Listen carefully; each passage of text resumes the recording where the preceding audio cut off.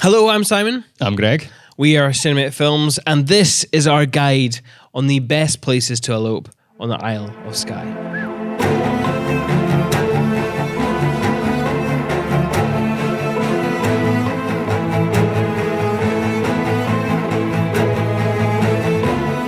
This video is more of us just as if we're in a pub chatting to you about our experiences with these locations. The rest of the blog is a more detailed description of what the places are, where they are. We have the GPS coordinates, which actually funnily enough, you'll need for your marriage certificate if you decide to get eloped. So that's always fun. We're going to be going through our top 5 places to elope, the reasons why, and our experiences there. Let's kick things off with one of our favourites. Obviously, it's got to be. It's our top places, but the Quiraing. Yes.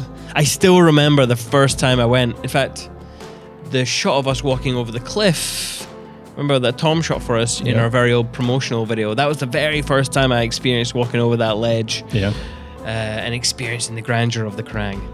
It's a great location because you can easily drive there. It's up in the north of Skye, but you can easily drive there. There's a great parking spot now, which is paid parking, which just recently changed. Yep. But you can head off on a bit of a hike from there, which you can do as much or as little as you want. So if you want to head on the loop, you can head up there, keep walking for as long as you want. There's lots of wee spots to use for photos. Or you can head up to the right, get a wee bit of a vantage point, do a wee ceremony there. Yeah. Or if you wanted, so obviously the Quiraing is the big cliffs. You can actually have your ceremony inside the bowl, as we call it, which is a really nifty place to have a ceremony if you want to avoid the tourists, because not many people think about coming down from the cliffs and going and walking around in the middle. They usually stay to the edge of the cliffside and they walk along the paths. So every time we've had a ceremony there, it's always been quiet if we've been shooting in the dome area. Yeah, there's a great wee space to park a few cars, walk 10, 20 minutes at most. Yeah, max. And you get a nice wee clearing, which gives you a good view. And as Simon said, like up top can get busy, so much so that the council have cordoned off an area to try and stop the landscape from wearing away. Yes. But down that bottom bit, there's not really any tourists hanging around.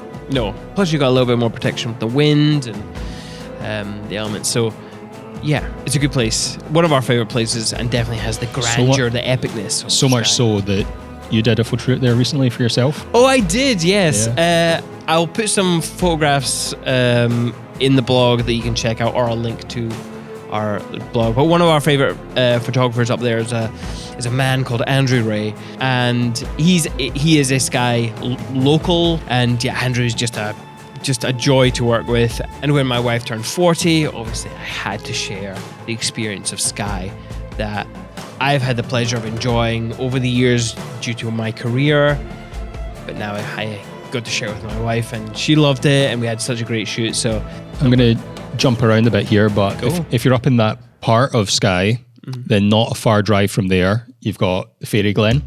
The Fairy Glen, just at the back of the Quiraing. Yeah. If you drive to the back of the Quiraing, you pass through a little town called Uig, and up an unmarked or unsigned hill. Just trust your sat nav, I suppose.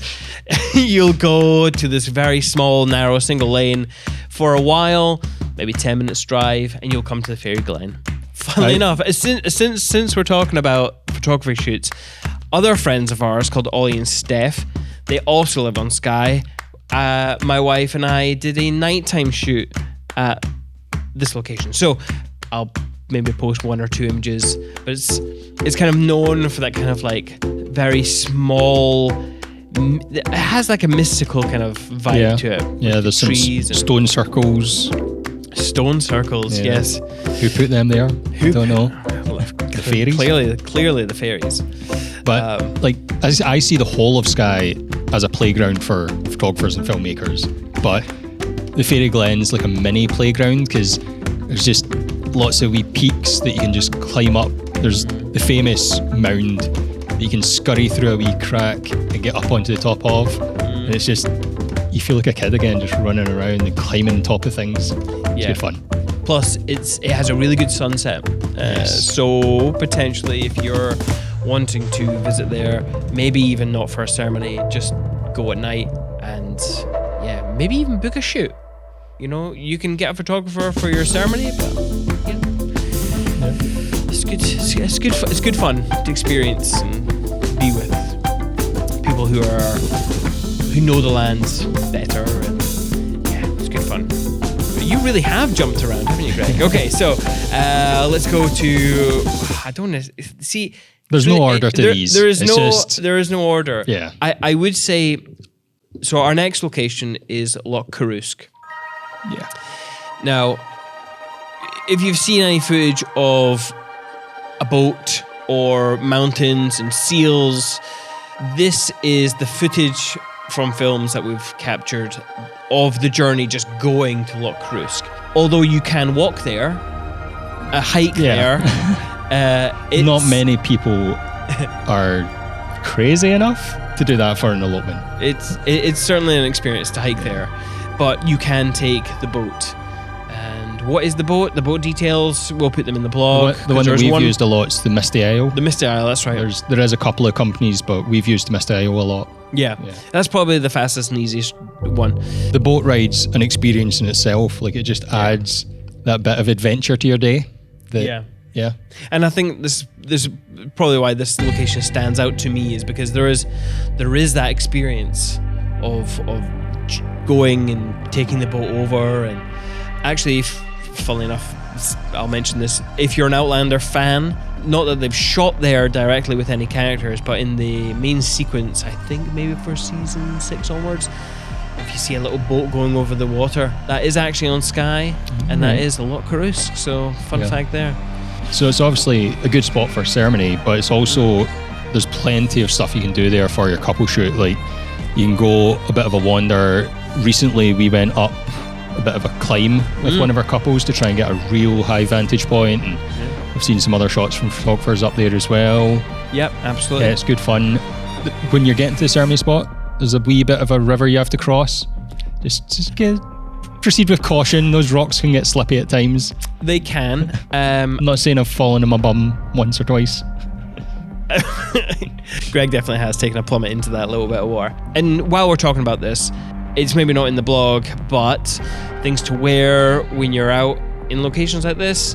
Key item number 1: waterproof socks. I specifically have sealskin socks. Sealskin socks, and they're absolutely amazing. You basically just walk in the river with any shoe. Yeah, you're fine. Next location, Greg. Which one do you want to go to? Let's go Brothers Point. Brothers Point. Yeah. So for me, Brothers Point will always be the location that you still get the sense of grandeur and epicness, but because it has a 30-ish minute walk to, a lot of tourists don't go there. Yeah, it's a bit more under the radar, and with that, like, if it's a tour bus, they're not going to really go there, because the tour buses usually go to the spots that you can park, take a photo, get back on. So you're going to avoid the bigger crowds. You might get one or two people walking past, but they usually pass by with sort of politeness and quietly if you're having a ceremony. Yeah, so usually you would have your ceremony not on the actual peninsula point. You would have it kind of with that in the background, and it does look amazing, and it's great for drone shots. It's also good for chasing whales. I knew you were going to mention that. Yes, there was one time we saw whales in the background, and I tried to fly the drone out. I didn't get it, but it was quite fun. Every elopement we do, we feel that the spot belongs to that couple. Like, we've been to the same spot with a few couples, but it just belongs to each of them. I feel. And that's how you'll feel as well. Like, every time you see a photo from that spot or that area, it's just going to take you back and be like, that's where I got married. Yeah, absolutely. One other thing about Brothers Point, you do walk past a more stony area. Can't exactly remember off the top of my head what the area is called. However, there are dinosaur footprints somewhere in the location. So if you've been interested in that sort of history that Skye is known for, dinosaur footprints and everything, you will find some there. So yeah. Simon mentioned footwear earlier. The 30-minute sort of walk to Brothers Point can sometimes get a bit marshy, a bit squelchy underfoot. It can. So again, just be aware of that if there's been some wet weather a few days before. But yeah, that's just general advice for Skye, is just good footwear. Yes, definitely good footwear. We have had couples that, why am I talking about shoes again? We have had couples that have been wearing like traditional wedding shoes, very flat. Maybe not the best move. It really can get, in fact, actually that leads us to final location. The final location, the old Man of Storr. I'll always remember our couple with the slippy shoes walking up the old Man of Storr. Well, the funny thing is, the bride had some big chunky platforms, but they had good ridges on them, and the groom had proper suit shoes on, smooth soles, and he struggled more than her. But yes, it's a good location for just, it's amazing. Yes, it is. It's one of those kind of epic locations that it's probably the most recognizable location on Skye. Now, like Greg said, it does take about an hour to 2 hours to walk up, depending on your fitness level. It probably wouldn't be would it be a location to actually have an elopement ceremony? Well, we've not done a ceremony there, I don't believe, yet. No. But we've done a few shoots there, and it's a great spot. You can, like, talking about how long it takes, we've done it before, and we've just like beasted it up there to get some shots from the higher vantage point. There's times where you could stop on the way and get other shots and slow it down and take your time. Yeah, absolutely. But it's not too much of an elevation, so it's not a hard hike. For all it takes, maybe 1 to 2 hours, depending on fitness level. It's not like you're gaining tons of elevation and really pushing yourself. Speak for yourself. I will say this, the old man actually, so you were mentioning this at the Quiraing, how it has private paid for parking. Yeah. The old Man of Storr also has paid for parking, but more importantly, it has a public restroom, which is maybe something you might not think about, but is something to know in advance. So if you're going to and from the Quiraing or the old man, and some of your wedding guests need to relieve themselves, there's the bathroom. There you go. All the good tips here. There you go, all the good tips. And that is our 5 top places to elope to in Skye. Yeah, there's obviously loads more that we could go into, but we wanted to keep this quite condensed for you, just give you some inspiration. If there's any other spots that you want to hear about, or any that you've seen that you want to ask us questions about, feel free to drop us a message. Yep, absolutely. Like on any of our guides, there is a contact form down below, so just fill out with any questions. And like I said, in all the videos, we only do 15, max 20 weddings a year. So our focus is not just creating an amazing wedding film or an elopement film, but really to make the experience of eloping in Scotland as fun and personal as it can be. Yeah, absolutely. Yeah. We hope you have enjoyed this list as much as we have enjoyed every single experience of going to Skye and making films for like-minded couples like yourself. It's been an absolute pleasure. Yeah. So we hope you get to experience the same joys that we have throughout the years. Anyway. Slán Jabá. Slán Jabá.